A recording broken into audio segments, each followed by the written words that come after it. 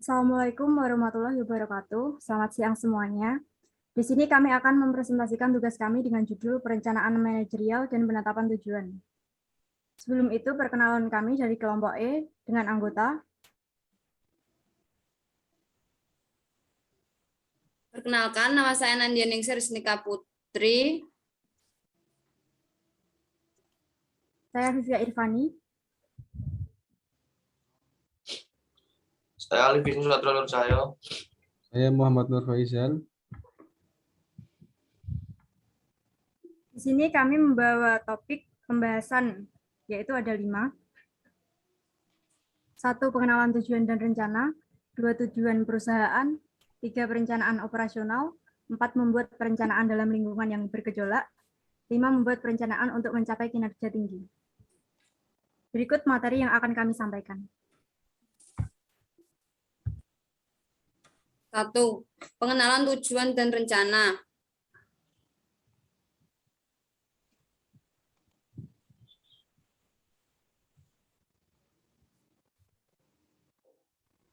Definisi tujuan dan rencana. Apa itu tujuan dan rencana? Tujuan atau goal didefinisikan sebagai kondisi di masa depan yang diinginkan dan coba diwujudkan oleh perusahaan. Rencana atau plan adalah cetak biru yang digunakan untuk mencapai tujuan dan menentukan alokasi sumber daya, waktu tugas, serta tindakan lain yang diperlukan. Perencanaan atau planning biasanya mencakup kedua konsep tersebut dan didefinisikan sebagai tindakan yang dilakukan untuk menentukan tujuan perusahaan.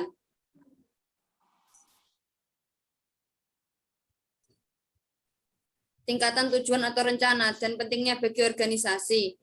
Pernyataan misi, rencana atau tujuan strategis manajemen tingkat atas atau organisasi secara keseluruhan, rencana atau tujuan taktis manajemen tingkat menengah atau divisi utama fungsi, rencana atau tujuan operasional manajemen tingkat bawah atau departemen individu. Pesan eksternal legitimasi bagi investor, pelanggan, pemasok, dan masyarakat. Pesan internal legitimasi, motivasi, petunjuk, perhitungan standar. Pesan internal dan pesan yang khusus dipakai karyawan dalam organisasi. Pesan eksternal adalah pesan yang diberikan dengan lingkungan dan masyarakat umum.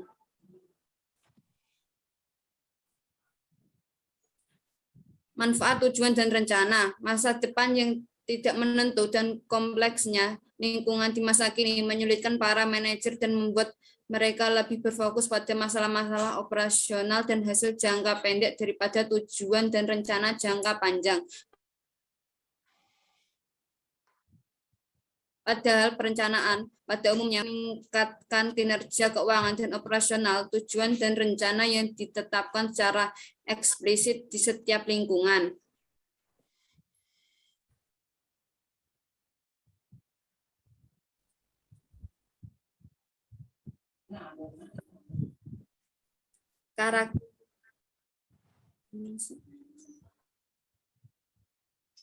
Karakteristik tujuan dan rencana. Legitimasi adalah misi perusahaan yang menggambarkan maksud dan alasan keberadaannya, sumber motivasi dan komitmen. Tujuan dan rencana meningkatkan motivasi dan komitmen pegawai dengan meminimalisasi ketidakpastian dan memperjelas hal-hal yang pasti mereka capai. Tujuan yang tidak jelas dapat menghambat motivasi karena pegawai menjadi tidak paham dengan apa yang mereka kerjakan. Alokasi sumber daya. Tujuan membantu para manajer memutuskan untuk bidang apa mereka harus mengalokasikan sumber daya, termasuk pegawai, modal, dan peralatan. Panduan tindakan. Tujuan dan rencana memberi arahan dengan memfokuskan perhatian pada target-target tertentu dan mengarahkan upaya pegawai untuk mencapai sasaran penting. Dasar pengambilan keputusan. Dengan menetapkan tujuan dan melakukan perencanaan, para manajer memperjelas apa yang hendak dicapai oleh perusahaan. Standar kerja. Menentukan hasil yang hendak dicapai oleh perusahaan. Tujuan juga berfungsi sebagai kriteria kinerja dan standar penilaian.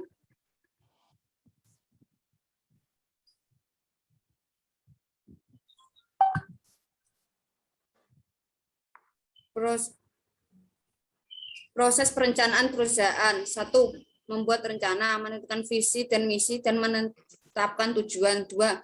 Menerjemahkan rencana, membuat rencana dan sasaran taktis, memetakan strategi, membuat rencana kontingensi dan skenario, serta membentuk tim intelijen. 3. Merencanakan operasi, membuat tujuan dan merencanakan operasional, memilih ukuran dan target, menentukan tujuan abadi, dan membuat perencanaan krisis. 4. Melaksanakan rencana, menggunakan manajemen bersasaran, panel instrumen kinerja, rencana sekali pakai, dan tanggung jawab berdesentralisasi. 5. Monitor dan mempelajari, mengevaluasi perencanaan dan mengevaluasi operasi.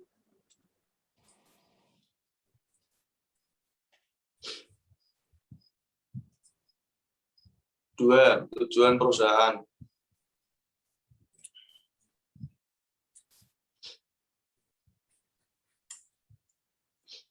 Misi perusahaan. Misi berarti dasar keberadaan perusahaan berada di puncak hierarki tujuan. Misi menjabarkan nilai-nilai, cita-cita, dan dasar keberadaan perusahaan. Misi yang ditetapkan dengan jelas merupakan dasar dari penetapan tujuan dan rencana ke depan.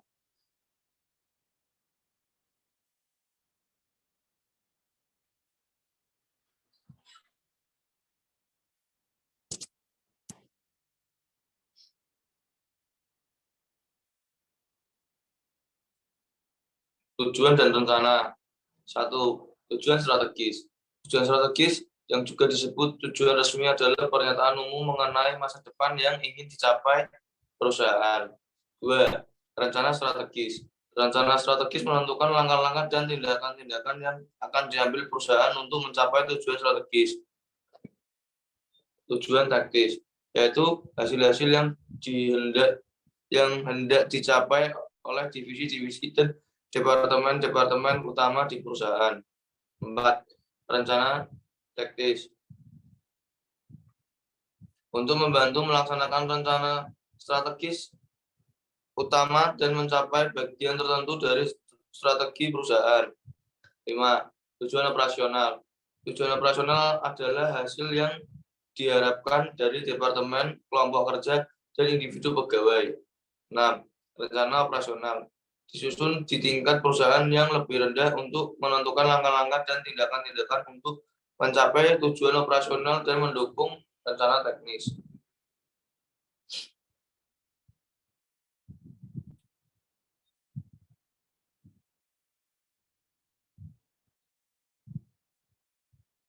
Menyelaraskan tujuan melalui peta strategi. Tujuan-tujuan perusahaan yang disusun secara efektif bersifat selaras.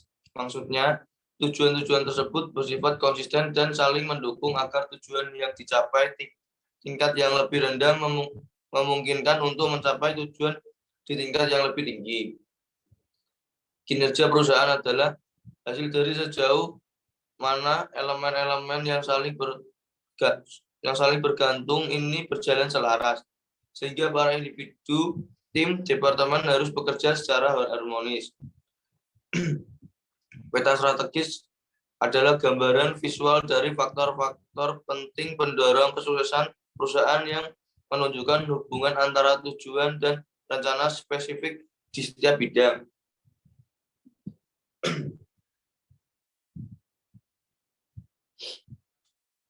Peta strategi.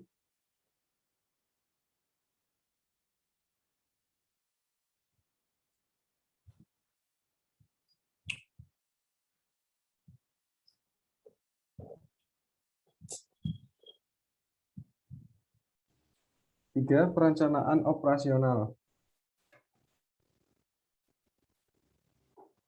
Kriteria tujuan efektif adalah sebagai berikut. Para manajer menggunakan tujuan operasional untuk mengarahkan pegawai dan sumber daya guna mencapai hasil spesifik yang memungkinkan perusahaan untuk berkinerja secara efisien dan efektif. 1. Spesifik dan terukur. 2. Memiliki jangka waktu yang pasti. 3. Mencakup hasil penting. 4. Menantang tetapi realistis. 5. Dikaitkan dengan imbalan.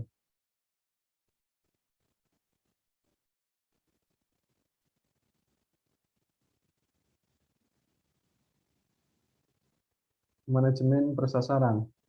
Manajemen bersasaran mempunyai pengertian sistem yang digunakan oleh para manajer dan pegawai untuk menetapkan tujuan bagi setiap departemen, proyek, dan serta menggunakan mereka untuk memonitor kinerja selanjutnya. Langkah-langkah manajemen bersasaran sebagai berikut. Pertama, menetapkan tujuan. Menetapkan tujuan meliputi pegawai di semua tingkat. Para manajer mengikuti kriteria tujuan efektif dan memastikan tanggung jawab disebarkan untuk mencapai tujuan. 2. Mengembangkan rencana aksi. Rencana tindakan memberi arah bagi tindakan-tindakan yang dilakukan untuk mencapai tujuan yang telah ditetapkan, serta dibuat untuk individu maupun departemen. 3. Melakukan evaluasi kemajuan. Evaluasi secara rutin penting dilakukan untuk memastikan bahwa rencana tindakan berjalan atau tidak. Pemeriksaan rutin ini memungkinkan manajer dan pegawai melihat apakah pekerjaan sudah sesuai target dan apakah tindakan perbaikan itu diperlukan. Yang keempat, menilai kinerja secara keseluruhan. Keberhasilan atau kegagalan dalam mencapai tujuan merupakan bagian dari sistem penilaian kerja.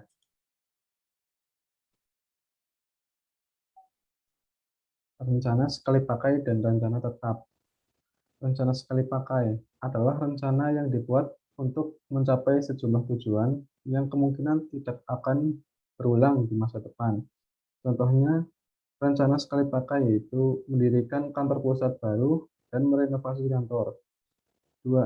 Rencana tetap adalah rencana berkelanjutan yang memberi panduan melakukan dan mengatasi tugas atau situasi yang terjadi secara berulang di perusahaan. Contoh rencana tetap yaitu kebijakan penggunaan internet dan email, peraturan tidak boleh makan di ruangan, dan prosedur penanganan keluhan pelanggan.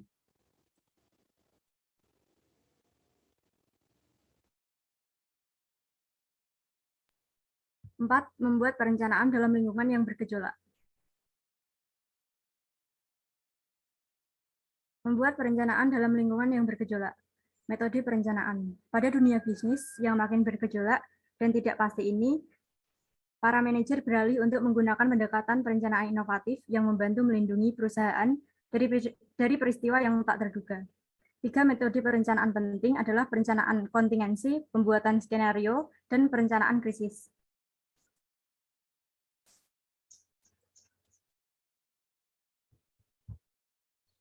Satu, perencanaan kontingensi.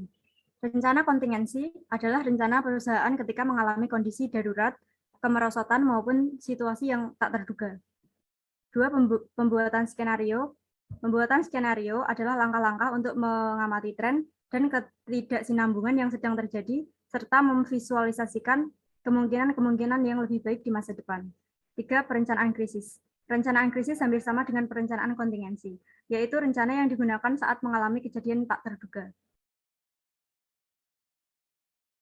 5. Membuat perencanaan untuk mencapai kinerja tinggi. Membuat perencanaan untuk mencapai kinerja tinggi. Tujuan perencanaan dan penetapan tujuan adalah untuk membantu perusahaan mencapai kinerja tinggi. Untuk mencapainya, perusahaan menggunakan pendekatan perencanaan tradisional dan pendekatan perencanaan kinerja tinggi. Jenis perencanaan. 1. Perencanaan tradisional.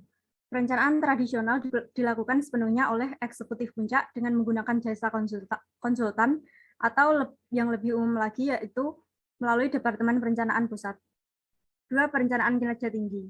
Perkembangan pendekatan baru diawali dengan peralihan kepada perencanaan terdesentralisasi, yaitu para ahli perencanaan yang bekerja sama, para manajer divisi atau departemen utama untuk membuat tujuan dan rencana mereka sendiri.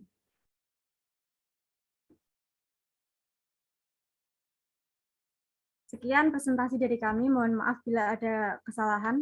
Wassalamualaikum warahmatullahi wabarakatuh.